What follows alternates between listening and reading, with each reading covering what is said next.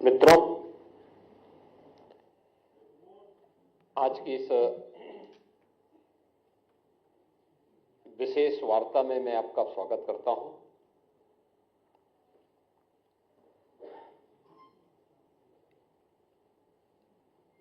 ये press meet Congress और अन्य विपक्षी दलों के द्वारा किए जा रहे अनैतिक और असंवैधानिक आचरण की ओर का समय समय पर इन लोगों के द्वारा किए गए भारत के संविधान के शिल्पी बाबा साहब डॉक्टर भीमराव अंबेडकर के अपमान से पर्दा उठाने के लिए, ध्यान आकर्षित करने के लिए अत्यंत महत्वपूर्ण है।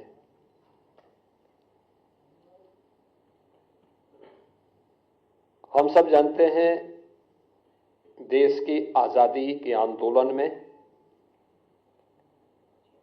और संविधान निर्माण के दौरान और स्वतंत्र भारत में बाबा साहब डॉक्टर भीमराव अंबेडकर का एक बड़ा योगदान था।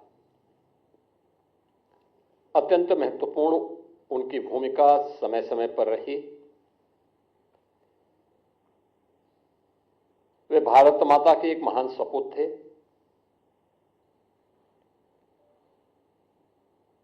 उन्होंने विपरीत परिस्थितियों में तमाम प्रकार के सामाजिक बंधनों का सामना करते हुए उच्च शिक्षा अर्जित की, वित्त और अर्थव्यवस्था के क्षेत्र में, कानून के क्षेत्र में दुनिया की सर्वश्रेष्ठ डिग्री अर्जित की और फिर उसके माध्यम से उन्होंने भारत को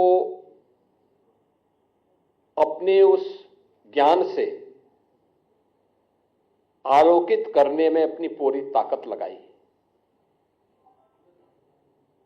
भारत के संविधान के शिल्पी के रूप में हर भारतवासी बाबा साहब डॉक्टर भीमराव अंबेडकर के प्रति श्रद्धा और सम्मान का भाव रखता है। एक और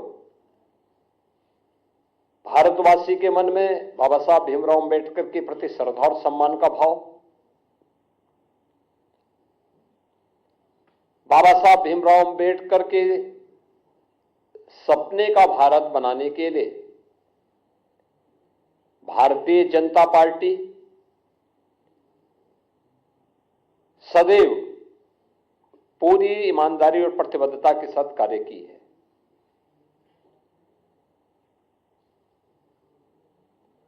सरदेव अटल बिहारी वाजपेयी जी का यह जन्म शताब्दी वर्ष है और कल उनके जन्म सदी का एक आयोजन भी पूरे देश के अंदर होने जा रहा है। अटल जी की सरकार रही हो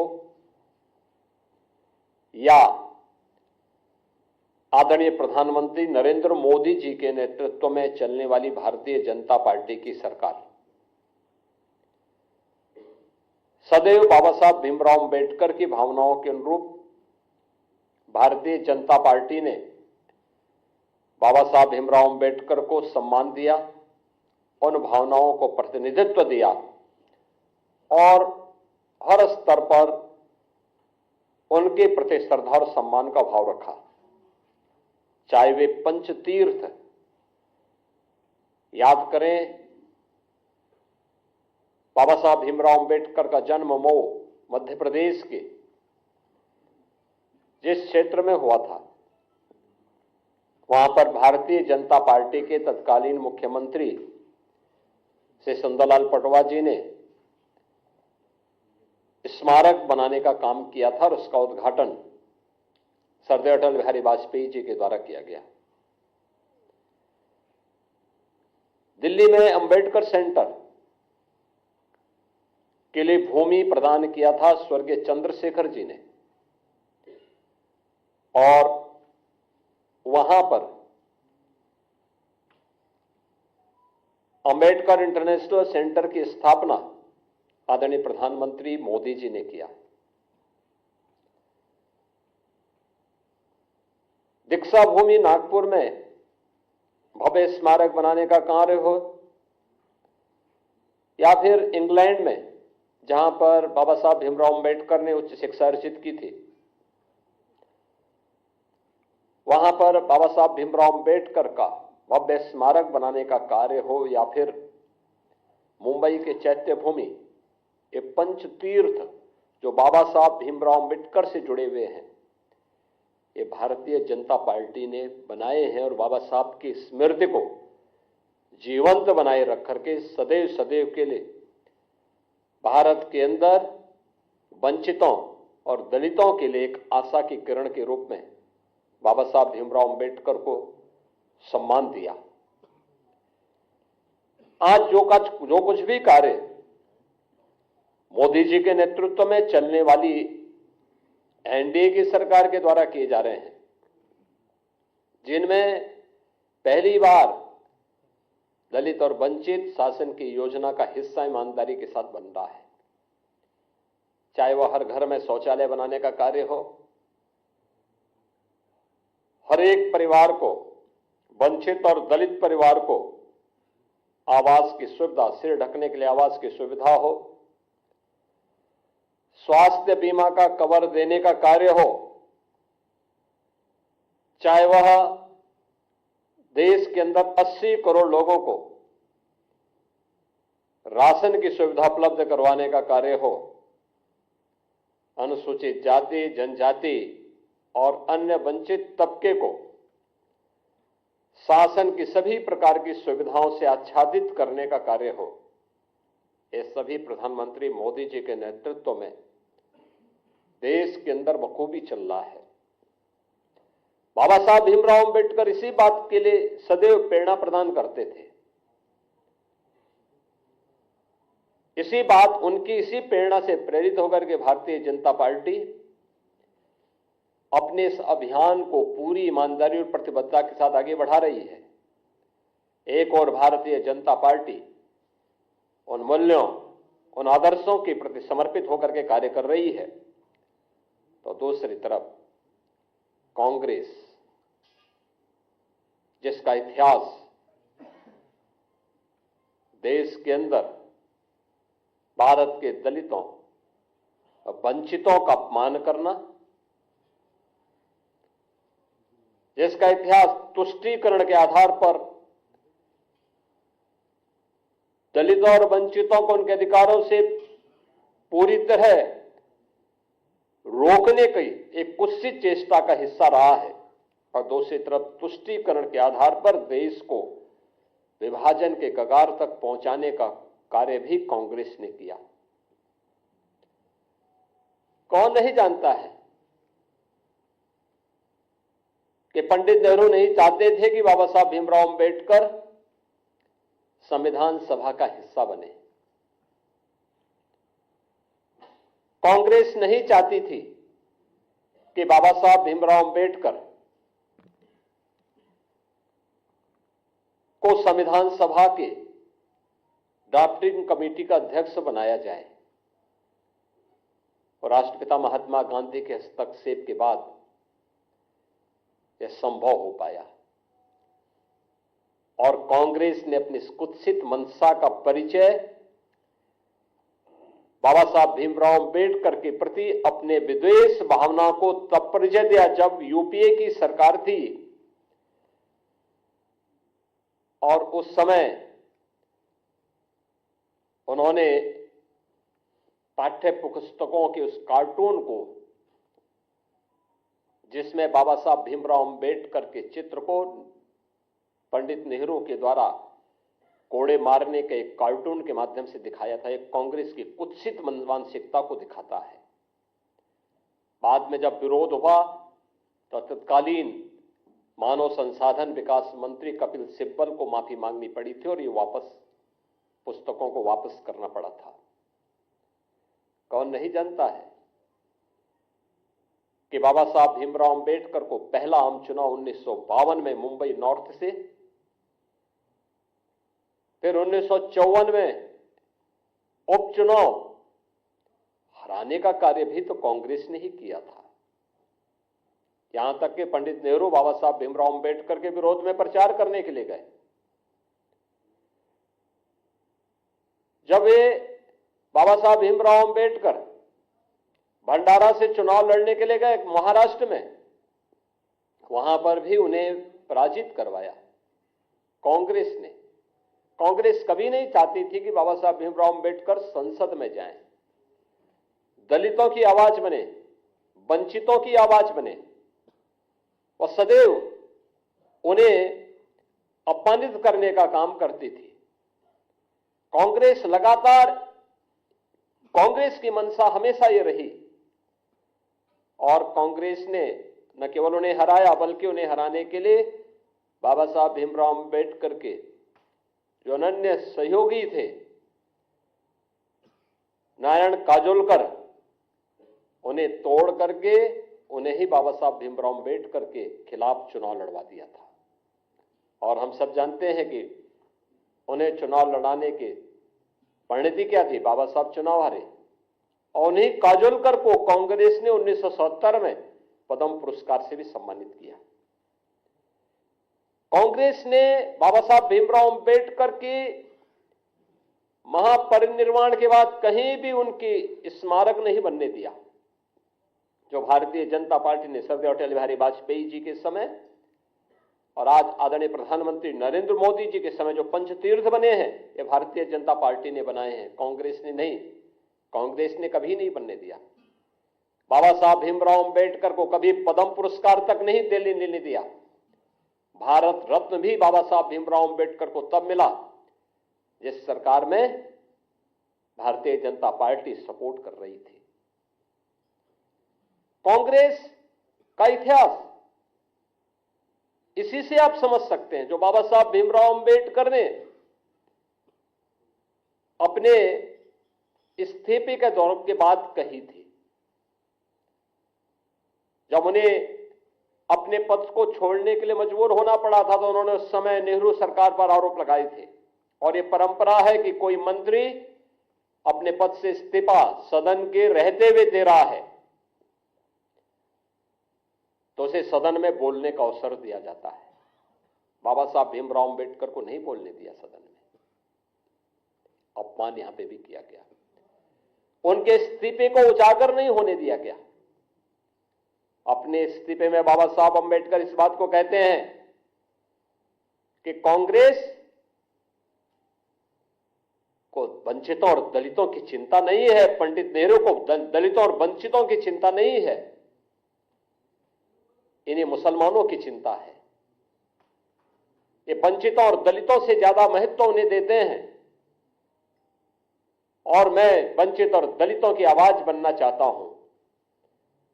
मैंने वित्त और अर्थशास्त्र विषय से उच्च डिग्री हासिल की है, मुझे किसी संसदीय समिति में तक नहीं रखा गया है। ये पीड़ा उनकी थी, जो वंचितों और दलितों के लिए जिस आंदोलन को उन्होंने आगे बढ़ाया था, देश के अंदर जिस सामाजिक समता के निर्माण के लिए उन्होंने अपना पूरा जीवन होम किया था, उन्हें उससे वंचित करने का काम भी कांग्रेस किस रूप में कर रही थी। कि बाबा साहब अंबेडकर की पीड़ा उनके इस्तीफे के माध्यम से देखने को मिलती है। और याद करिए, जब कांग्रेस नेतृत्व की ही सरकार केंद्र में थी, तब उस समय कांग्रेस यूपीए सरकार के प्रधानमंत्री भी इस बात को कहते हैं कि देश के संसाधनों पर पहला अधिकार मुसलमानों का है, या वंचितों और दलितों का नहीं है।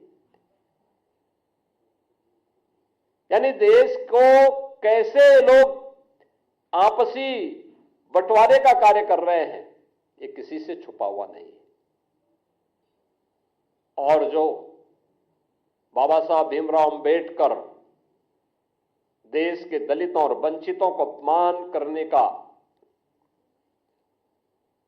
जो एक काला अध्याय कांग्रेस का रहा है, कमोवेश वही परिपाटी समाजवादी पार्टी ने भी अपनाई है। याद करिए, समाजवादी पार्टी की सरकार के समय 2012 में जब सरकार बनी थी, तब तत्कालीन मुख्यमंत्री ने कहा था कि सामाजिक न्याय से जुड़े हुए जो स्मारक हैं लखनऊ में बने हुए, सबको तोड़वा देंगे। यानी उन्हें सामाजिक न्याय के इन पुरोधाओं के स्मारक उन्हें अच्छे नहीं लग रहे थे, और उन्होंने अपने समय में किया भी। कन्नौज के बाबा साहब अंबेडकर के नाम पर बने हुए मेडिकल कॉलेज का नामकरण हटा दिया, उसे बाबा साहब भीमराव अंबेडकर का नाम हटा दिया। लखनऊ में भाषा विद्यालय मान्यवर कांशीराम जी के नाम पर स्थापित था। वे सामाजिक न्याय की जिस लड़ाई को लड़े थे, समाजवादी पार्टी ने नाम हटा दिया। सहारनपुर मेडिकल कॉलेज का नाम हटा दिया, तमाम जनपदों से नाम हटा दिए गए। ये चीजें दिखाती हैं कि लोग किस रूप में समाज को विभाजित करने के लिए राजनीति करना चाहते हैं। आदरणीय गृह मंत्री जी के बयान को आधा अधूरा मीडिया के सामने प्रस्तुत करके उसके नाम पर किस प्रकार से अपनी राजनीतिक रोटियां इनके द्वारा सेकी जा रही है, किस तरीके से समाज को गुमराह करने का कार्य किया जा रहा है। अपने किए हुए पर पर्दा डालने के लिए इनके द्वारा लगातार इस शरारत की जा रही है। इन लोगों ने अपने कालखंड के दौरान, अपने कार्यकाल के दौरान बाबा साहब भीमराव अंबेडकर सामाजिक न्याय के पुरोधाओं और महापुरुषों, दलितों और वंचितों के प्रति जो विद्वेष की भावना इन लोगों के मन में थी, ये आज भी उस प्रकार का आचरण लगातार कर रहे हैं। और यही कारण है कि जो भारतीय जनता पार्टी लगातार प्रधानमंत्री मोदी जी के नेतृत्व में दलितों और वंचितों के लिए नई नई योजनाएं ला रही है, उनके उत्थान के लिए कार्य कर रही है। जीरो पॉवर्टी के लक्ष्य को प्राप्त करने के लिए उन्हें 100% सिचुएशन के लक्ष्य की ओर बढ़ाने के लिए पूरी ईमानदारी के साथ कार्य कर रही है। इन सब के पीछे प्रेरणा बाबा साहब भीमराव अंबेडकर की है। उत्तर प्रदेश में हमारी सरकार ने स्वयं लखनऊ में बाबा साहब भीमराव अंबेडकर के नाम पर बाबा साहब अंबेडकर इंटरनेशनल सेंटर की स्थापना हम लोग कर रहे हैं। उत्तर प्रदेश के अंदर हर सरकारी कार्यालय में बाबा साहब भीमराव अंबेडकर का चित्र हमारी सरकार के समय, डबल इंजन की सरकार के समय लगे हैं। आजादी के बाद उत्तर प्रदेश से पहला दलित देश का राष्ट्रपति भी बनता है। पहली बार देश के अंदर कोई महिला जनजाति समाज से जुड़ी हुई एक मातृशक्ति भारत के सर्वोच्च संवैधानिक पद पर बैठती है। प्रधानमंत्री मोदी जी की प्रेरणा, उनकी लीडरशिप सबको सम्मान देने की है। गृह मंत्री जी के एक बयान को संसद में, वह भी संविधान दिवस के अवसर पर, और संविधान दिवस का यह आयोजन भी 26 नवंबर की तिथि को संविधान दिवस के रूप में पूरा देश आयोजित करके बाबा साहब भीमराव अंबेडकर के प्रति अपनी श्रद्धा और सम्मान का भाव व्यक्त करेगा। यह प्रेरणा प्रधानमंत्री मोदी जी की है। लगातार 2015 से संविधान दिवस के कार्यक्रम के साथ पूरा देश जुड़ता है। केवल मूल अधिकारों की ही नहीं, कर्तव्यों के बारे में भी जो प्रेरणा बाबा साहब भीमराव अंबेडकर की है, उससे पूरे प्रदेश को, पूरे देश को जोड़ने का कार्य प्रधानमंत्री मोदी जी का प्रयास कि बाबा साहब भीमराव अंबेडकर को सम्मान प्राप्त हो, हर स्तर पर सम्मान मिले। और संसद पर जब इन कार्यों को लेकर के संविधान सभा को, संविधान को लेकर, संविधान दिवस को लेकर के चल रही चर्चा का जवाब देते हुए आदरणीय गृह मंत्री जी ने अपना भाषण कर रहे थे, उनके भाषण के छोटे से अंश को लेकर के कैसे कांग्रेस, समाजवादी पार्टी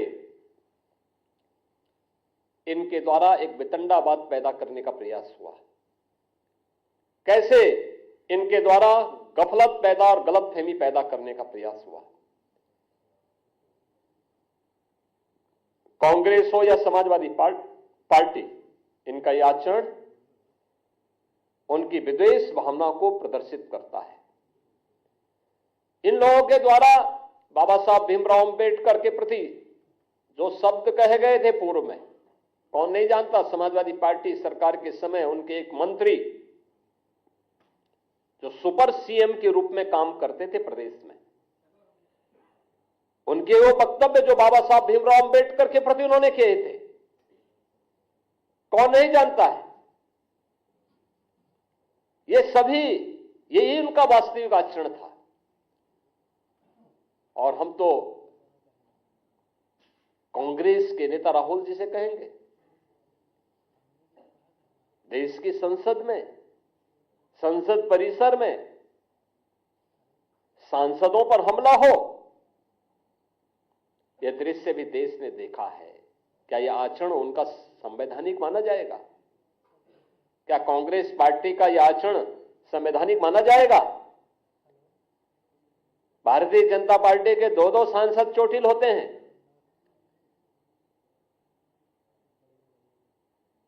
एक बुजुर्ग सांसद, पूर्व केंद्रीय मंत्री चोटिल होते हैं, उन्हें गिराया जाता है। यानी अपने सारे कृत्यों को, मारपीट के कृत्यों को, बुजुर्गों को धक्का देने की कृत्यों को ये संवैधानिक बनाने का प्रयास करते हैं। देश की संसद में जब अनुसूचित जाति जनजाति के हितों के लिए या महिलाओं के कल्याण के लिए आने वाले बिल को जब से राहुल गांधी के द्वारा फाड़े जाते हैं, क्या यह आचरण संवैधानिक है? अपने इन असंवैधानिक कार्यों के लिए बाबा साहब भीमराव अंबेडकर का अपमान करने की कांग्रेस की फितरत, चाहे वह कांग्रेस के द्वारा या समाजवादी पार्टी के द्वारा, इन सभी को देश की जनता से माफी मांगनी चाहिए। देश की जनता इनके आचरणों से इन्हें कभी माफ नहीं करने वाली, क्योंकि आज इनका वास्तविक चरित्र सबके सामने आ चुका है। और अपने किए पर पर्दा डालने के लिए ये वर्तमान में समाज में विद्वेष की खाई को और चौड़ा करना चाहते हैं, लेकिन यह इनके ये कृत्य कभी अब सफल नहीं होने वाले हैं। जनता इन्हें खारिज कर चुकी है, बार बार खारिज की है। 2014 में खारिज की, 2017 में खारिज की, 2019, 2022, 2024 और अभी हाल ही के चुनाव में भी खारिज की है, आगे भी खारिज करेगी। मुझे आप सबसे यह अपील करनी थी कि कांग्रेस और समाजवादी पार्टी के इन कृत्यों को आम जनता के सामने रखने की आवश्यकता है और आम जनता ही नहीं बल्कि पूरे देश से ये दल अपने कृत्यों के लिए माफी मांगे। धन्यवाद जी।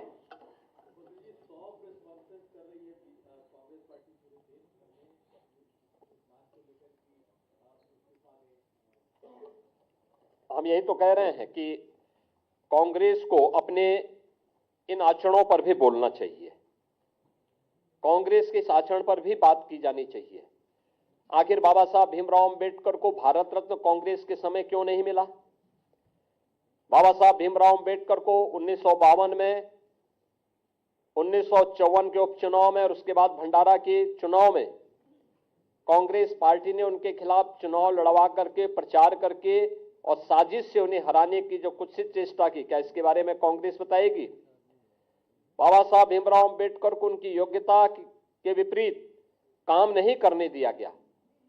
वित्त और उद्योग जैसे महत्वपूर्ण विभागों का दायित्व नहीं दिया गया। बाबा साहब भीमराव अंबेडकर को किसी महत्वपूर्ण संसदीय समिति का चेयरमैन नहीं बनाया गया। ये चीजें दिखाती हैं कि बाबा साहब भीमराव अंबेडकर के प्रति कितना विद्वेष का भाव कांग्रेस के मन में था। उनके सहयोगी को तोड़ करके उन्हें चुनाव हराया जाता है। कांग्रेस को इस पर स्पष्टीकरण देना चाहिए और देश की जनता से माफी मांगनी चाहिए। बाबा साहब भीमराव अंबेडकर का कोई भी स्मारक कांग्रेस ने अपने कालखंड में सर्वाधिक समय तक देश के अंदर, कांग्रेस की सरकार थी, भारत के संविधान के महानायक का, इस महान शिल्पी का स्मारक, चाहे उनकी जन्मभूमि में हो, चाहे उनके दिल्ली का जो सरकारी आवास था उसमें हो, उनकी दीक्षा भूमि नागपुर में हो, उनके चैत्य भूमि मुंबई हो, या उनकी उच्च शिक्षा की भूमि जहां पर उन्होंने अपनी डिग्री ली थी, उच्च शिक्षा की डिग्री इंग्लैंड में ली थी, वहां पर बाबा साहब भीमराव अंबेडकर को कोई स्मारक कांग्रेस ने क्यों नहीं बनाया? कांग्रेस को इस पर भी सफाई देनी चाहिए और देश की संसद में से राहुल गांधी के द्वारा देश की संवैधानिक मर्यादाओं को, संसदीय परंपराओं को तार-तार करते हुए जो बिल की प्रतियां फाड़ी थी, क्या कांग्रेस इसके बारे में माफी मांगेगी? और कांग्रेस को इसके बारे में देश की जनता को बताना चाहिए। धन्यवाद जी।